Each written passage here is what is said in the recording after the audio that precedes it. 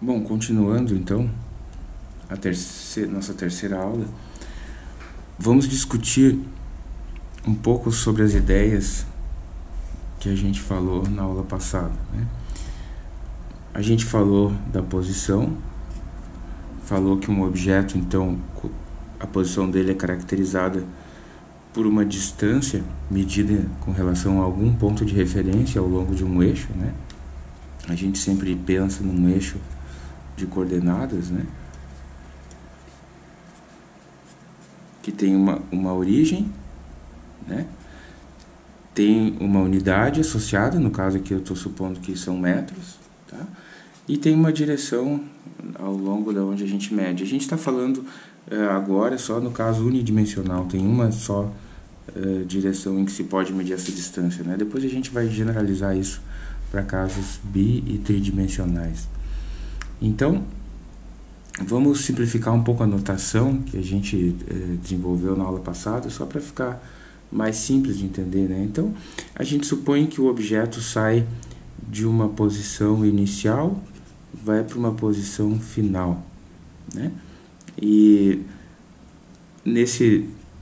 ao longo desse deslocamento, ele estava na posição inicial no tempo inicial e ele estava na posição final no tempo final, né? Supondo que existe um relógio aí, um cronômetro que marca o tempo, né, em todos os deslocamentos.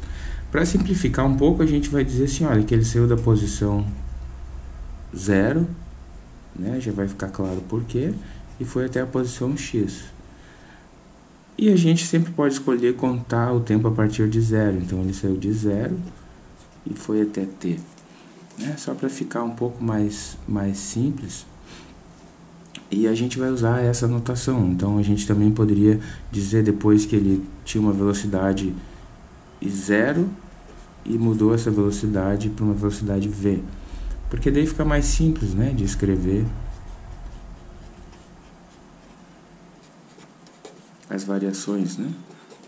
Só para que a notação não fique tão carregada, né, com tantos índices, né, que às vezes esclarecem, mas atrapalham, né? Em geral, o tempo é sempre a variação de tempo no período, né? Mas também pode ser simplificado escolhendo 0. Essa notação vai ficar mais clara na medida que a gente for usando, né? Bom, então vamos supor que a gente vai marcando os seguintes tempos, tá? Eu comecei em 0, daí 1 segundo, 2 segundos, 3 segundos, 4 segundos, 5 segundos. E nesse intervalo, na medida que foi passando esse tempo, eu fui observando um objeto se movendo nas seguintes distâncias. Vou botar em metros. Ele saiu da posição 0, em 1 segundo ele estava em 1 metro, em 2 segundos ele estava em 4, em 3 segundos ele estava em 9, em 4 segundos ele estava em 16, em 5 segundos ele estava em 25. Bom, o que a gente pode fazer a partir dessa informação? Essa informação a gente tem por alguma outra fonte, alguém mediu isso. A primeira coisa que a gente pode fazer é medir a velocidade. Então, se eu tenho distância em metro, tempo em segundos, a minha velocidade vai ser metros por segundo. Bom, agora, para mim medir a velocidade, eu poderia pegar o ponto inicial, o ponto final, tempo inicial, tempo final, aplicar aquelas definições, né? Principalmente nesse caso, né? Mas olha, acompanhe o raciocínio. Se aqui passou 1 segundo, daqui para cá 1 segundo, daqui para cá 1 segundo, daqui para cá 1 segundo, daqui para cá 1 segundo. No primeiro segundo ele andou 1 metro. No segundo ele andou 3 metros. no terceiro segundo ele andou 5 metros, e assim por diante, tá? Então, eu vou calcular a velocidade entre o tempo 0 e o tempo 1, depois entre o tempo 1 e o tempo 2, depois entre cada um dos instantes, né? E em cada um desses intervalos eu vou aplicar essa ideia. Então eu vou fazer velocidade ΔX sobre ΔT. Quanto que é o ΔX? Final menos inicial, 1 menos 0. Quanto que é o ΔT? 1 menos 0. 1 metro por segundo. Vou fazer a mesma coisa no segundo intervalo. ΔX sobre ΔT, final menos inicial, final menos inicial. Então, 4 menos 1, 3. 2 menos 1, 1. 3 metros por segundo. E vou adiante. 9 menos 4, 5. Talvez fique um pouco confuso aqui. Muita escrita, né? 9 menos 4, 5. 3 menos 2, 1. 5 metros por segundo. Próximo intervalo. 16 menos 9, 7. 4 menos 3, 1. 7 metros por segundo. 25 menos 16, 9. 5 menos 4, 1. 9 metros por segundo. Então, eu tenho as seguintes velocidades em cada intervalo. Nota que eu tenho... Quantas medidas eu tenho aqui? 1, 2, 3, 4, 5, 6 medidas. E por que eu tenho só 5 velocidades? Porque, na verdade, para mim calcular a velocidade, eu preciso de um intervalo de distância. Eu preciso 2 pontos na distância e 2 pontos no tempo. Então, de cada dois pontos em distância e tempo, eu obtenho uma velocidade. Depois, esses dois, eu obtenho outra velocidade, né? Depois, esses dois, eu obtenho outra velocidade. E, finalmente, desses dois, essa velocidade, né? Então, claro, essa velocidade significa... Vamos tentar entender o que a gente está fazendo. A gente notou que a velocidade está mudando, tá? Isso está claro. O móvel estava em 1, depois em 3, depois em 5, 7, 9. Mas isso significa que de 0 a 1 ele andou com 1 metro por segundo, de 1 a 2 ele andou com 3 metros por segundo, de 2 a 3 ele andou com 5? Não.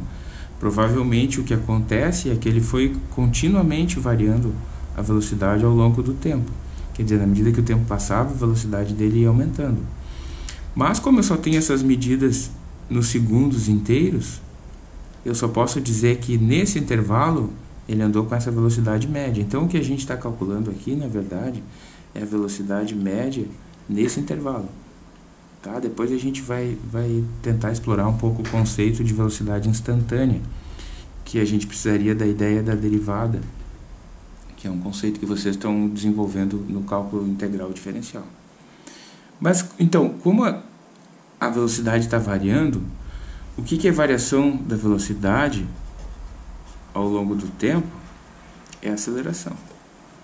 Então, a gente também pode repetir o mesmo raciocínio aqui agora e calcular a aceleração a que está sujeito esse módulo. Então, a gente vai ter que fazer o mesmo raciocínio. Então, um raciocínio parecido, né? Eu vou calcular aqui ΔV sobre ΔT para cada intervalo. Como aqui eu tenho metro por segundo e aqui eu tenho segundo, eu vou ficar com metro por segundo ao quadrado. Então, vamos pegar o primeiro intervalo. ΔV, 3 menos 1, 1 menos 0, 3 metros por segundo ao quadrado. O segundo intervalo, desculpa, 2, né? 3 menos 1. O segundo intervalo, 5 menos 3, 1 menos 0, 2 metros por segundo ao quadrado. O terceiro intervalo, 7 menos 5, 1 menos 0, 2 metros por segundo ao quadrado, o último intervalo. 9 menos 7, menos 0, 2 metros por segundo ao quadrado. O que significa isso? Olha, a posição varia. Varia sempre da mesma forma? Não. Daqui para cá ele andou 1, daqui para cá ele andou 3, depois 5, depois 7, depois 9. Desculpa. Então, a gente diz, depois a gente vai fazer um gráfico, a gente nota que essa posição, eu fiz de propósito, ela está variando quadraticamente com o tempo. O que significa isso? Que essa posição aqui é basicamente o tempo ao quadrado. 1 ao quadrado, 2 ao quadrado, 4, 3 ao quadrado, 9, 4 ao quadrado, 16, 5 ao quadrado, 25. Como a posição está variando quadraticamente com o tempo, a velocidade já está variando de outra forma. Ela está variando linearmente. O que significa que em cada intervalo ela aumenta da mesma quantidade. 1 para 3, 2, 3 para 5, 2, 5 para 7, 2, 7 para 9, 2. Aonde que está refletido esse 2, ou essa variação constante? Na aceleração, que é sempre 2. O que significa 2 metros por segundo ao quadrado? Significa que eu estava em 1, passou 1 segundo, quanto aumentou a minha velocidade? Em 2 unidades. Então foi para 3. Eu estava em 3, enquanto aumentou a minha velocidade? Em 2 unidades, foi para 5. 5 foi para 7, 7 foi para 9. Então, bom, de novo, eu estou calculando aqui as médias desses intervalos, né? Porque eu não tenho uma informação instantânea do que está acontecendo aqui, né? Mas então, a informação que eu tenho a partir da posição e do tempo me permite calcular a velocidade média nesses intervalos. A partir dessas velocidades médias, eu consigo calcular a aceleração. Outro ponto, aqui eu tenho 6 medidas de posição, 6 medidas de tempo. Com 6 medidas do tempo, como eu preciso dos intervalos, eu tenho 5 intervalos. Então eu acabo com 5 medidas de velocidade, né? Porque entre esses dois, entre esses dois, entre esses dois. Para mim calcular a aceleração, de novo, eu preciso dos intervalos de velocidade. Então, de 5 velocidades, eu calculei 4 valores de aceleração. Tá? Então, depois vocês vão entender que para mim calcular uma aceleração, eu preciso a diferença da velocidade. E como a velocidade é a diferença da posição, a aceleração está associada com a diferença da posição. Tá? Em linguagem mais correta ou adequada ao cálculo diferencial, a gente diz que a aceleração é a derivada segunda da posição com relação ao tempo. Certo? Porque em termos finitos significa a variação da variação. Tá? Então vamos tentar, eu vou deixar aqui de lado, vamos tentar fazer um gráfico desses dados. Então, eu vou colocar aqui posição e aqui tempo. Posição em metros e tempo em segundos. Talvez o eixo tenha ficado muito pequeno, mas eu acho que vai dar. 5 ou deixa eu botar 10, 20. Aqui 1, 2, 3, 4, 5. Então, vamos fazer o seguinte: em 0 no tempo, que é aqui, né? O 0 aqui é comum aos dois eixos. A posição era 0. Em 1 segundo, estava em 1. Em 2 segundos, estava em 4. Em 3 segundos, estava em 9. Em 4 segundos, em 16. e em 5 segundos em 25. Então, se vocês conseguem ver pelo desenho, a posição, eu vou desenhar retas aqui, né, pequenos segmentos de reta, porque é a informação que a gente tem. Mas o que vocês notam é que a posição não está variando linearmente com o tempo. Eu não consigo colocar uma reta em cima de todos os pontos da posição com relação ao tempo. Na verdade, o que está acontecendo é que a posição é proporcional ao quadrado do tempo. A gente vai ver por que isso depois. Vamos fazer uma coisa parecida para a velocidade. Então eu vou botar aqui a velocidade com o mesmo eixo de tempo, né?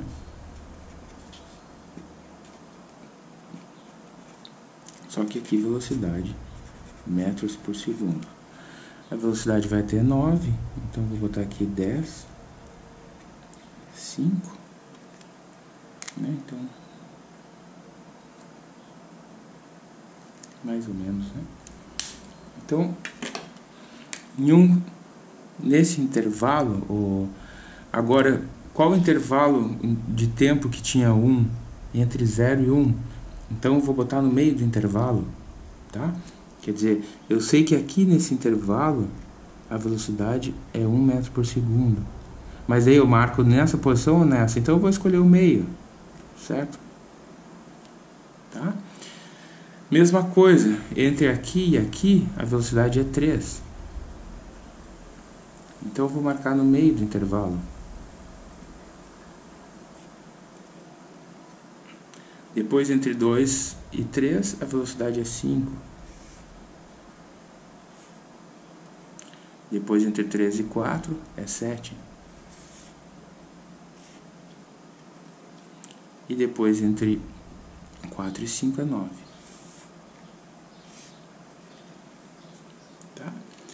O meu desenho não está muito bom, mas vocês conseguem ver que esses pontos estão quase numa reta.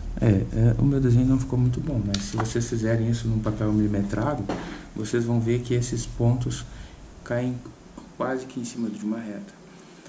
A gente vai ver também isso depois. A gente está fazendo uma análise numérica aqui. Aqui estamos tentando transpor essa análise numérica para análise gráfica, né? E depois a gente vai tentar fazer uma análise analítica, né? Teórica de tudo isso que a gente tá vendo, né? Vamos fazer a mesma coisa com aceleração. 1, 2, 3, 4, 5. E no caso, aqui é tempo, né? Em segundos, aqui também. Agora aqui é a aceleração, metros por segundo ao quadrado. Então, em 1 segundo, a aceleração era 2. Em 2 segundos, a aceleração era 2. Em 3 segundos, a aceleração era 2. Em 4. Em 5. A aceleração é constante. Na linguagem do cálculo, a gente diz que a velocidade, que essa quantidade aqui, está medindo a inclinação dessa curva, né? Se eu pego um ponto qualquer aqui e traço uma tangente, eu tenho a inclinação da curva. Então, o que a velocidade está fazendo é medir a inclinação da curva da distância. Vocês não precisam entender tudo que isso significa agora. Eu tô só colocando esses conceitos porque isso vai ser discutido logo em seguida lá nas disciplinas de cálculo. Então, só para fazer ir fazendo sentido para vocês, né? Então, se eu pego um ponto qualquer aqui, traço uma tangente e calculo a inclinação, que é basicamente a inclinação do gráfico, essa distância dividido por essa, né? O que é essa distância aqui? O quanto variou x. O que é essa distância aqui? O quanto variou t. O que é ΔX por ΔT? A velocidade. Então, embora a posição está crescendo quadraticamente, quer dizer, ela vai crescendo cada vez mais rápido, a velocidade vai crescendo linearmente. Eu também posso fazer o mesmo raciocínio aqui se eu pegasse um pedaço do gráfico e dividisse essa distância, que é uma variação de velocidade, por essa distância, que é uma variação de tempo. A variação de velocidade por tempo é a aceleração. Então, a inclinação desse gráfico me daria aceleração. Como esse gráfico é uma reta, a inclinação dele é constante. Tá? Todas essas ideias vocês vão explorar ao longo da física e também bastante no cálculo integral diferencial. Então, voltando aqui à tabela, né? Então, o tempo, eu escolhi, nesse caso, intervalos de tempo com o mesmo espaço entre eles, 1 segundo. Então, 1 segundo, 0,1, 1,2, né? Para ser uniforme. Nesses intervalos de tempo, eu realizei essas medidas de posição. Se o móvel que eu estava olhando está variando de posição dessa forma, quer dizer, cada vez ele está andando mais por cada segundo que passa, significa que ele tem aceleração. Tá? Porque se ele não tivesse aceleração, em cada segundo ele anda a mesma quantidade de distância. Então, como ele está cada vez andando mais rápido para cada intervalo de tempo, a velocidade dele está mudando, que significa que ele tem aceleração. Tá? E isso, toda essa tabela numérica que a gente calculou, está representada graficamente aqui. A distância ao longo do tempo, a velocidade ao longo do tempo, a aceleração ao longo do tempo. Como que a gente classifica essas curvas, né? A posição com relação ao tempo é uma parábola, é uma curva quadrática. A posição varia com o quadrado do tempo. A gente vai voltar a isso. A velocidade com relação ao tempo é uma reta. E a aceleração com relação ao tempo é uma reta, nesse caso constante, um caso especial. A gente poderia ter um caso em que a variação da velocidade, ou seja, a aceleração, muda, que seria uma aceleração mudando. Mas a gente não vai abordar esse tipo de problema, em primeiro lugar, porque ele não é muito comum, né? E também porque quando ele acontece, a maneira mais fácil, digamos assim, de lidar com o problema é usando o cálculo integral e diferencial. Porque daí seria mais simples integrar a variação da aceleração ao longo do tempo, tá? Para obter a velocidade, por exemplo, né? Então é uma outra abordagem. Dessa forma, com matemática elementar, a gente consegue lidar bem até a aceleração constante. Certo? Existe um exemplo no livro que é muito interessante, eu vou deixar para vocês estudarem por conta própria, para depois a gente discutir. É esse exemplo, no caso da 9ª edição, está na página 19, né? Mas eu acho que quase todas as edições têm um exemplo parecido. O que está acontecendo aqui é o seguinte: tem uma curva, tem as mesmas curvas que a gente fez, né? Só que o móvel está se comportando de maneira diferente. Aqui tem a posição e aqui tem o tempo. Então se desenhou uma grade para se escolher alguns instantes específicos para trabalhar, tá? Então, comecem pensando, vamos começar pelo ponto A e pelo ponto D e ver o que está acontecendo. Olha, aqui é a posição, aqui é a velocidade, aqui é a aceleração. Eu não sei se vocês conseguem ver bem no vídeo, porque o livro é um pouco pequeno, né? Mas eu imagino que sim. Eu vou tentar aumentar um pouco, tá? E o que está acontecendo aqui? Ó? Passou 1 segundo e o móvel continua no mesmo lugar. Ele estava na posição 0, passou 1 segundo, ele continua na posição 0. Então, qual é a velocidade dele? Se ele continua na mesma posição, a velocidade dele é 0. Né? Então, a velocidade dele é 0. Eu posso fazer isso algebricamente, olha. Posição final, 0. Posição inicial, 0.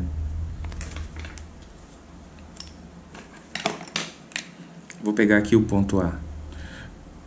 Qual é a velocidade? Posição ΔX, ΔT. Posição final, 0. Posição inicial, 0. Tempo final, 1. Tempo inicial, 0. Qual é a velocidade? 0. Então, durante todo esse intervalo, a velocidade foi 0. Tá? Depois, nesse ramo aqui entre B e C, eu poderia fazer o mesmo raciocínio. Posição final, 24. Posição inicial, 4. Então, vamos fazer o mesmo raciocínio entre B e C. Então, delta X, delta T, né? De B a C, né? Então, delta X estava em 24, saiu de 4. O tempo aqui, 8. O tempo aqui, 3. Então, 20 dividido por 5, 4 metros por segundo. Então, em todo esse intervalo, a velocidade foi 4 metros por segundo, que está indicado ali. Então, desse gráfico da posição com relação ao tempo, eu posso tirar o gráfico da velocidade com relação ao tempo. Né? E olhem só, a gente calculou esse intervalo, que era 0 a velocidade, e esse intervalo, que era 4. Ele saiu de 0 e chegou em 4. Então, o que deve ter acontecido aqui? A velocidade dele mudou, então eu posso desenhar essa reta. A mesma coisa, o mesmo raciocínio em D é análogo ao em A. Ele passou o tempo e ele continua no mesmo lugar, então a velocidade dele é 0. Se até aqui a velocidade dele era 4, de 4 para 0, a velocidade dele deve ter sofrido um decréscimo. Agora eu vou fazer o mesmo raciocínio do gráfico da velocidade para calcular a aceleração. Né? Em primeiro lugar, os ramos mais fáceis. Aqui a velocidade é constante, a aceleração é 0. Aqui a velocidade é constante, a aceleração é 0. Né? Por quê? Porque se a velocidade é constante, velocidade final menos inicial no intervalo dá 0. Então, ΔV dividido por ΔT vai dar 0. Certo? Agora, aqui, se a velocidade está aumentando, daqui para cá ela aumentou, a aceleração é positiva. Quanto positiva? Olha, vamos dar uma olhada. Quanto que variou a velocidade aqui, nesse intervalo? Olha, daqui até aqui, a velocidade saiu de 4, chegou em 0. Quanto tempo passou daqui até aqui? Então, 4 dividido por 2, a aceleração é 2 metros por segundo ao quadrado, que é o que está aqui. 2 metros por segundo ao quadrado. A mesma coisa aqui, quanto varia a velocidade? Agora, aqui tem que fazer um pouco diferente, né? Qual é a velocidade final? 0. Menos, qual é a velocidade inicial? 4. Quanto tempo passou? Saiu de 9 e estava em 8. Então, quanto é a aceleração? Desculpa, que é a aceleração? Menos 4 dividido por 1. Então, a aceleração é menos 4. Por que menos 4? Porque em cada segundo que passa, a velocidade está sendo decrescida de 4 metros por segundo. Que de fato foi o que aconteceu. Passou 1 segundo e a velocidade caiu de 4 para 0. Então, a aceleração é menos 4. Cada segundo que passa, a velocidade está sendo decrescida dessa quantidade.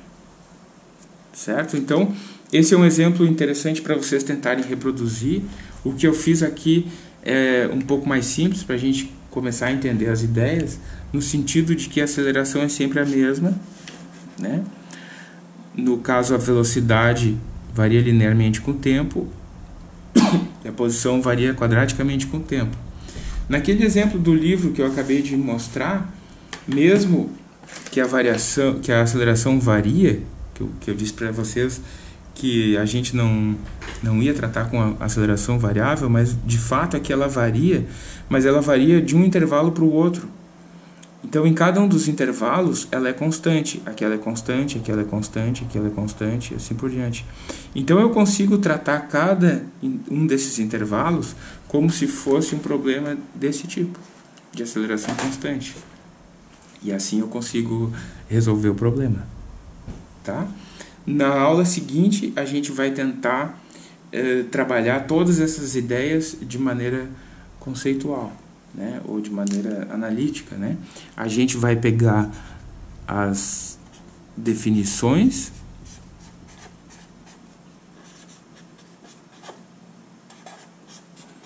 e vai tentar obter uma equação para como que a posição varia com o tempo, como que a velocidade varia com o tempo, tá? E como que a velocidade varia com a posição, eventualmente. Então isso vai nos capacitar a entender todo o movimento. Nota, tudo que a gente tinha é o que estava em verde, e a gente tirou toda essa informação, né? Tirou a velocidade, tirou a aceleração, fez os gráficos da variação de ambos com o tempo, né? Então, isso vai nos capacitar a fazer uma análise numérica, fazer uma análise gráfica, fazer uma análise analítica e teórica do movimento retilíneo uniformemente variável. Tá? Obrigado.